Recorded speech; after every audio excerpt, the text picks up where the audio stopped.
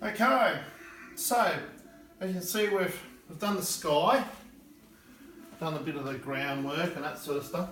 Now I brought this in here because this is a piece of our furniture, and I'm thinking this is really cool because I want to sort of match the furniture to the log.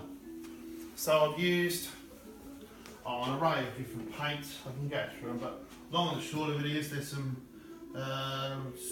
burnt sienna, forest brown, raw umber, obviously Prussian blue and white. So, and that'll give us that sort of tone. So what we're going to do now is I'm just going to whack this tree. So you can see it's sort of disappearing in the, I don't know, what I'll call the forest. Let you know too, I've started this area here, which is primarily going to be a waterfall, but that's another thing. So whilst I've got these colours, I'm going to seal this, and then I can almost unveil this one again because the sky's pretty good. I just want to touch it up a bit, but all right. So we get a brush about that big. It's pretty good.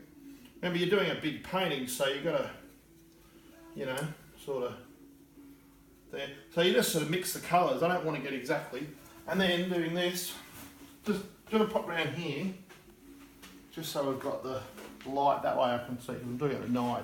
I always do this after work, so just sort of thing. So this tone here is about the mid-range, so it's going to go technically in the middle. So we don't want to break it. We don't want to break it too much. There's some bromeliads forming here. You can sort of see those sort of things happening. So we're just going to sort of, you know, cut in between somewhat like that. Don't cover them too much, but then don't break the flow either. You don't want to sort of look like you're going around something. There's nothing worse than that. I see that all the time. So yeah, and then there's a branch here, things like that. So this is going to be now a sort of a, I don't know, a browny kind of colour. Now where the light hits there, I'm just going to tone it down. I'm just going to use a bit of white, and it's really going to pounce because I've got a branch there, and then it sort of comes up here. I've covered the leopard over, but you know, you get the idea. So, boom, boom, and then where it's sort of, where the light will hit it, just along that branch there, I'm going to bring that out a bit. It'll all come clear in due course. It looks a bit nutty at the moment, but that's all right. It's a pressure system in progress. So, summarising so far, we have the following. We've almost finished the base. I mean, this is only undercoat. This technically isn't even step one finish yet, but you get the idea. Sky, bit of technique, you know, not too much, that's good enough. There's the fiddly feet. That's all been sketched out. I've got to paint over a lot of it anyway, but that's just part and parcel. And then over here, we've got that other alcovey bit. So basically all the colours will match. That's really more interesting at this stage. So come back and we'll have the tree done.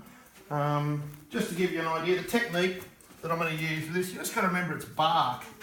So it's just sort of, well, you know, if you look at bark, it catches the light beautifully in areas, but then at the same token, anything in shadow needs to be in shadow, otherwise it just looks wrong.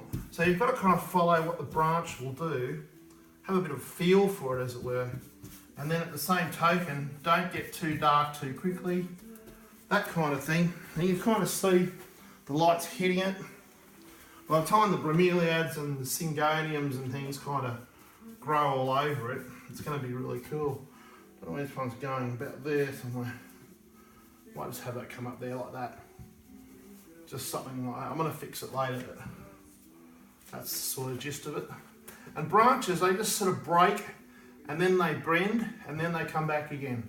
So you've got to remember that they don't flow in a, I don't know, what we'd like to call an organised pattern. So,